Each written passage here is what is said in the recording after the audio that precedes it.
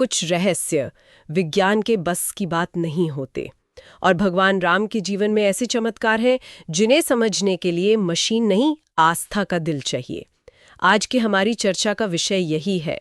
हमारे हाथ एक ऐसा स्रोत लगा है जो भगवान राम के जीवन से जुड़े उन रहस्यों की पड़ताल करता है। मतलब ऐसी जगह जहां आकर विज्ञान की सीमाएं खत्म होती हैं और आस्था का एक बिल्कुल अलग नजरिया शुरू होता है। बिल्कुल। हमारा मकसद किसी एक को सही या गलत साबित करना नहीं है, बल्कि ये समझना है कि एक ही घटना को देखने के ये दो अलग-अलग तरीके, ये दो अलग-अलग भाषाएं हमें क्या सिखाती हैं। तो चलिए इस दिलचस्प सफर पर निकलते हैं। और ये वाकई एक दिलचस्प सफर है, क्योंकि ये स्रोत विज्ञान और आस्था को दुश्मन की तरह नहीं देखता, बल्कि दो अलग-अलग लेंस की तरह देखता है। एक लेंस आपको बताता है कि कोई चीज कैसे हुई, उसके पीछे का भौतिक कारण क्या था। Right, the how. एग्जैक्टली। और दूसरा लेंस ये समझने की कोशिश करता है कि उस चीज के होने का मतलब क्या था। आज हम इन्हीं दोनों लेंस से चीजों को देखने की कोशिश करेंगे। बहुत बढ़िया। तो चलिए इन रहस्यों को कुछ हिस्सों में बांट कर देखते हैं। सबसे पहले बात करते हैं उन घटनाओं की जहां प्रकृति के नियम ही थमते हुए या बदलते हुए नजर आते हैं। शुरुआत राम के जन्म से करते हैं। स्रोत बताता है कि जब उनका जन्म हुआ तो पूरी प्रकृति में एक अजीब सी शांति छा गई। हाँ, मैंने भी ये पढ़ा है। हवा रुक गई, जानवर चुप हो गए, नदियों का प्रवाह तक धीमा हो गया। इसे एक तरह की ब्रह्मांडीय स्थिरता कहा गया है, मानो पूरी कायनात ही पल भर के लिए थम गई हो। अब अगर कोई वैज्ञानिक इस घटना का विश्लेषण करे तो उसका पहला सवाल होगा, इसका सबूत कहाँ है? क्या उस समय हवा की गति मापने का कोई यंत्र था? क्या किसी ने नदियों के प्रवाह को नापा था? नहीं, जाहिर है नहीं। तो सबूतों के अभाव में विज्ञान इसे पौराणिक अतिशयोक्ति मानेगा। मतलब आज के नजरिए से देखें तो लगेगा कि ये बस किसी महान व्यक्ति के जन्म को और महान दिखाने के लिए बड़ा चढ़ाकर कही गई एक काव्यात्मक बात है, और इसमें कोई बुराई नहीं है। हर संस्कृति ऐसा करती है। ये एक वाजिब तर्क है, लेकिन यहीं पर स्रोत दूसरी भाषा का इस्तेमाल करता है। वो कहता है कि इसे भौतिक घटना की तरह देखना ही गलत है। ये तो आशीर्वाद की भाषा है। आशीर्वाद की भाषा? हाँ, ये इस विचार को सामने रखता है कि जब कोई दिव्य चेतना जन्म लेती है तो ब्रह्मांड उस पर अपनी प्रतिक्रिया देता है। ये कोई मीटर पे नापी जाने वाली घटना नहीं, बल्कि एक आध्यात्मिक अनुभव था जिसे महसूस किया गया। जैसे कोई बहुत सुंदर संगीत सुनकर हमारे रोंगटे खड़े हो जाते हैं, उसे हम नाप नहीं सकते पर महसूस तो कर ही सकते हैं। बिल्कुल। और इसी थीम को आगे बढ़ाता है शिव धनुष का प्रसंग। कहानी हम सब जानते हैं, बड़े बड़े राजा जो अपनी शक्ति के लिए जाने जाते थे, उस धनुष को हिला भी नहीं पाए। हिला तक नहीं पाए। और राम ने उसे उठाया और सहजता से तोड़ दिया। अब यहां विज्ञान फिर से सवाल उठाएगा। भौतिकी के नियम तो सबके लिए बराबर हैं, तो विज्ञान इसके पीछे का ट्रिक ढूंढने की कोशिश करेगा।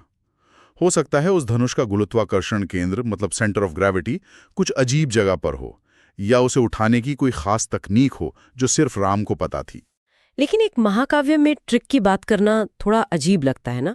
ये कहानी के पूरे प्रभाव को ही कम कर देता है। आप बिल्कुल सही कह रही हैं, और स्रोत भी यही कहता है। वो इस भौतिक संभावना को एक तरफ रखकर एक गहरा दृष्टिकोण देता है। वो कहता है कि जब राम ने धनुष को छुआ तो उसका भार उनके लिए एक्चुअली हल्का हो गया। अच्छा, ऐसा नहीं था कि राम का बल बढ़ गया, बल्कि धनुष का भार कम हो गया, जैसे ब्रह्मांड ने उन्हें पहचान लिया हो। ये केवल शारीरिक बल का प्रदर्शन नहीं था, बल्कि ये दिव्य अनुमति का प्रतीक था। एक संकेत था कि प्रकृति और परमात्मा दोनों इस कार्य के लिए राम के साथ हैं। यहां भौतिकी का नियम नहीं, बल्कि एक उच्च आध्यात्मिक नियम लागू हुआ। ये नजरिया पूरी घटना को एक नया मतलब दे देता है, और शायद इसी कड़ी का सबसे बड़ा और सबसे चर्चित रहस्य है राम सेतु, तैरते हुए पत्थरों का पुल। इस पर तो आज भी बहस होती है। हाँ, और यहाँ वैज्ञानिक दृष्टिकोण काफी मजबूत है। जियोलॉजिस्ट बताते हैं कि ये प्यूमिक स्टोन्स हो सकते हैं। ये ज्वालामुखी से निकलने वाले पत्थर होते हैं जिनमें बहुत सारे छोटे छोटे छेद होते हैं, जिनमें हवा भरी रहती है। अच्छा, तो वो हल्के होते हैं। हाँ, इस वजह से उनका घनत्व पानी से कम होता है और वे प्राकृतिक रूप से तैरते हैं, और उस क्षेत्र में ऐसे पत्थर पाए भी जाते हैं। तो विज्ञान के नजरिए से ये कोई चमत्कार नहीं, बल्कि सही मटेरियल का सही इस्तेमाल था। ठीक है, ये तर्क तो काफी ठोस लगता है। मान लेते हैं कि पत्थर प्यूमिक ही थे, लेकिन स्रोत हमें कुछ और सोचने पर मजबूर करता है। वो पूछता है, चलो पत्थर तैरते थे, पर क्या लाखों पत्थरों को सिर्फ 5 दिनों में 30 किलोमीटर लंबे और इतने व्यवस्थित पुल की शक्ल में जोड़ देना संभव है, वो भी बिना किसी आधुनिक मशीनरी के? ये एक अच्छा सवाल है। और फिर कहानी का वो हिस्सा है कि हर पत्थर पे राम लिखा जाता था और तब वो तैरने लगता था। इस हिस्से का क्या मतलब है? यहीं पर बात दिलचस्प हो जाती है। स्रोत वैज्ञानिक तर्क को नकार नहीं रहा, बल्कि उसके ऊपर एक और परत जोड़ रहा है। वो कहता है कि ये पत्थरों के तैरने का रहस्य नहीं, बल्कि विश्वास के तैरने का रहस्य है। विश्वास के तैरने का? जी, राम नाम लिखना सिर्फ एक क्रिया नहीं थी, वो एक प्रतीक था, हर वानर के अटूट विश्वास का, उनके समर्पण का। जब लाखों लोगों का विश्वास और संकल्प एक साथ जुड़ते हैं तो वो ऐसी ऊर्जा पैदा करती हैं जो असंभव को भी संभव बना देती है। तो यहाँ पुल सिर्फ पत्थरों से नहीं बना, वो संकल्प की शक्ति और नाम की ऊर्जा से बना। स्रोत पूछता है, क्या कोई वैज्ञानिक प्रयोगशाला विश्वास की शक्ति को माप सकती है? मतलब ये सिर्फ इंजीनियरिंग का कमाल नहीं, बल्कि प्रेरणा और विश्वास का भी कमाल था। चलिए अब बाहरी दुनिया के इन रहस्यों से थोड़ा अंदर चलते हैं, इंसान के मन और संकल्प की शक्ति की ओर। और इसका सबसे बड़ा उदाहरण है लक्ष्मण रेखा। लक्ष्मण रेखा, हाँ, मिट्टी की एक साधारण सी लकीर जिसे रावण जैसा मायावी और महाशक्तिशाली राक्षस पार नहीं कर पाया। ये कैसे हुआ? मनोवैज्ञानिक दृष्टिकोण से देखें तो ये एक बहुत ही शक्तिशाली मानसिक बाधा का उदाहरण है, एक साइकोलॉजिकल बैरियर। रावण को कहा गया था कि अगर उसने ये रेखा पार की तो वो भस्म हो जाएगा। हो सकता है उसके मन में कहीं गहरे में ये डर बैठ गया हो और उसका अपना अहंकार और संदेह उसे आगे बढ़ने से रोक रहा हो। ये एक तरह का मनोवैज्ञानिक घिरा था। लेकिन क्या ये सिर्फ रावण के दिमाग में था? कहानी तो इसे एक वास्तविक भौतिक शक्ति की तरह दिखाती है। हाँ, और स्रोत मनोविज्ञान से एक कदम आगे जाता है। वो कहता है ये रेखा सिर्फ मिट्टी पर खींची एक लकीर नहीं थी, ये लक्ष्मण के संकल्प और तप की ऊर्जा से बनी थी। स्रोत के शब्द हैं, जहां मर्यादा की रक्षा का संकल्प हो वहां एक लकीर पत्थर की दीवार बन जाती है। वाह! तो यह रहस्य मिट्टी का नहीं, धर्म का है। यह एक ऐसी आध्यात्मिक ऊर्जा थी जिसे कोई भी अधर्मी शक्ति भेद नहीं सकती थी। यह संकल्प की शक्ति का भौतिक रूप लेना था। संकल्प की शक्ति। और इसी से जुड़ा एक और रहस्य है जो राम के अपने चरित्र में दिखता है। स्रोत एक बहुत चौंकाने वाली बात कहता है कि पूरी रामायण में एक भी ऐसा प्रसंग नहीं है जहां राम ने क्रोध में अपनी आवाज ऊंची की भी हो। नहीं। पत्नी का अपहरण हो गया, 14 साल का वनवास मिला, भयानक युद्ध हुए, पर उनका धैर्य एक पर्वत की तरह अडिग रहा। आज की दुनिया में ये लगभग अकल्पनीय लगता है। बिल्कुल। आज हम इमोशनल इंटेलिजेंस और इमोशनल रेगुलेशन की बात करते हैं कि अपनी भावनाओं पर कैसे काबू पाया जाए, लेकिन ये उससे कहीं ज्यादा गहरा है। ये भावनाओं को दबाना या काबू करना नहीं है, ये एक ऐसी आंतरिक स्थिरता है जहां बाहरी उथल-पुथल मन को छू ही नहीं पाती। मनोविज्ञान हमें इसके लिए तकनीकें सिखा सकता है, पर किसी इंसान का जीवन भर इस अवस्था में रहना, ये मानवीय क्षमता की सीमाओं पर सवाल खड़े करता है। तो स्रोत इसे कैसे समझाता है? स्रोत कहता है कि विज्ञान भावनाओं को न्यूरोट्रांसमीटर और ब्रेन डायग्राम में बांट सकता है, पर वो धैर्य की ईश्वरता को नहीं समझ सकता। ये राम का मानवीय गुण नहीं, बल्कि उनका दैवीय स्वभाव था। उनका स्वभाव ही था। हाँ, एक ऐसी शांति थी जो साधना से नहीं बल्कि स्वरूप से आती है। जैसे सूरज का स्वभाव रोशनी देना है, वैसे ही राम का स्वभाव धैर्य और शांति था। ये दैवीय स्वभाव सिर्फ उनके अंदर ही सीमित नहीं था, बल्कि उसका असर दूसरों पर भी होता था। और यहाँ मुझे जटायु का प्रसंग याद आता है। जब मरणासन्न जटायु ने राम को सीता के हरण का समाचार दिया, तो राम ने दुखी होकर उन्हें अपने पिता समान, पितृतुल्य कहा और उनकी गोद में जटायु ने प्राण त्यागे।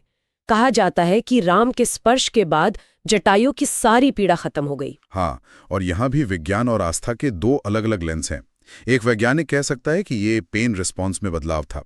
जब किसी को भावनात्मक सांत्वना और अपनापन मिलता है तो दिमाग दर्द के संकेतों को कम महसूस करता है। अच्छा, ये एक एस्टैब्लिश्ड फैक्ट है। ये एक स्थापित तथ्य है कि हमारा मानसिक सुकून हमारे शारीरिक पीड़ा को प्रभावित करता है। लेकिन कहानी में सिर्फ दर्द कम होने की बात नहीं है, वहां मोक्ष मिलने की बात है। और यहीं दूसरा लेंस काम आता है। आस्था की नजर से देखें तो ये सिर्फ सांत्वना नहीं थी, ये ईश्वर का स्पर्श था। स्रोत के शब्दों में, जब ईश्वर का हाथ सर पर हो तो मृत्यु भी वरदान बन जाती है। उस एक पल में जटायु को सिर्फ दर्द से नहीं बल्कि जन्म मृत्यु के चक्र से ही मुक्ति मिल गई। इसलिए शारीरिक पीड़ा का तो कोई अर्थ ही नहीं बचा। यह दैवीय स्पर्श का प्रभाव था जो प्रकृति के हर जीव पर होता था। अशोक वाटिका में सीता के न मिटने वाले पैरों के निशान भी इसी दिव्य संबंध का एक और प्रतीक हैं, जहां धरती खुद अपनी बेटी के दुख को अपने ऊपर अंकित कर रही थी। और ये दिव्य शक्ति सिर्फ शांत स्वभाव या स्पर्श तक ही सीमित नहीं थी, ये उनके अस्त्रों में भी दिखाई देती थी। ब्रह्मास्त्र का जिक्र आता है, जिसके बारे में कहा जाता है कि वो अपना लक्ष्य खुद चुनता था।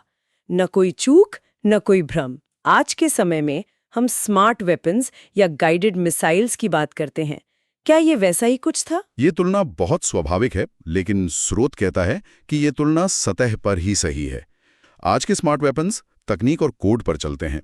उन्हें जीपीएस कोऑर्डिनेट्स या हीट सिग्नेचर चाहिए, पर राम के तीर धर्म से चलते थे। धर्म से? हाँ, उनका गाइडेंस सिस्टम कोई तकनीक नहीं बल्कि धर्म था। वो सिर्फ उस लक्ष्य को भेदते थे जो अधर्मी हो। इसलिए वो सिर्फ विनाश नहीं करते थे, वे न्याय करते थे। उनकी शक्ति भौतिक नहीं, नैतिक थी।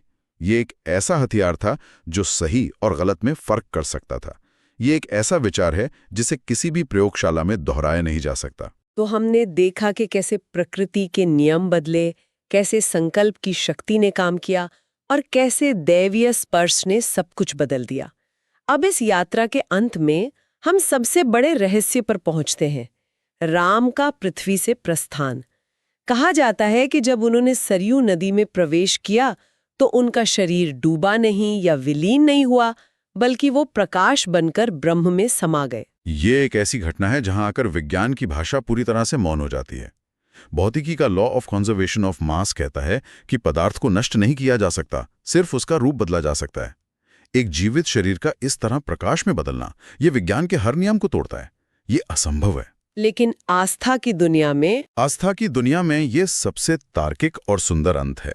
स्रोत के अनुसार राम का आगमन और प्रस्थान दोनों ही एक दिव्य योजना का हिस्सा थे। वो एक उद्देश्य के लिए पृथ्वी पर आए थे। जब वो उद्देश्य पूरा हो गया तो वो वैसे ही अपने मूल स्वरूप में लौट गए जैसे आए थे। जैसे एक लहर सागर से उठती है और वापस सागर में ही समा जाती है। ये अंत नहीं बल्कि पूर्णता थी। तो इन सभी रहस्यों को एक साथ रखकर देखने पर श्रुत हमें किस निष्कर्ष पर पहुंचाता है? क्या वो हमें विज्ञान को खारिज करने के लिए कह रहा है? बिल्कुल नहीं, बल्कि वो हमें विज्ञान की सीमाओं को समझने के लिए कह रहा है। स्रोत दिखाता है कि हर चमत्कार के लिए एक संभावित वैज्ञानिक तर्क खोजा जा सकता है, pumice stone, battle morale, pain response, लेकिन साथ ही हर घटना का एक गहरा आध्यात्मिक मतलब भी है। एक क्यों है? विज्ञान कैसे का जवाब देता है, आस्था क्यों का।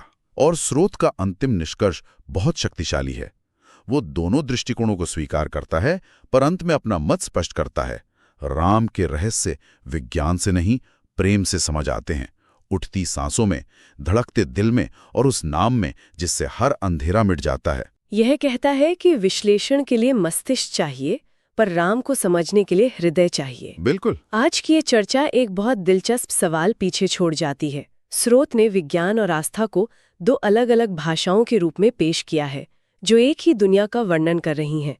क्या हमारे अपने जीवन में भी कुछ ऐसी सच्चाइयां हैं, कुछ ऐसे अनुभव हैं जिन्हें हम केवल तभी पूरी तरह समझ सकते हैं जब हम तर्क और मन की भाषा से हटकर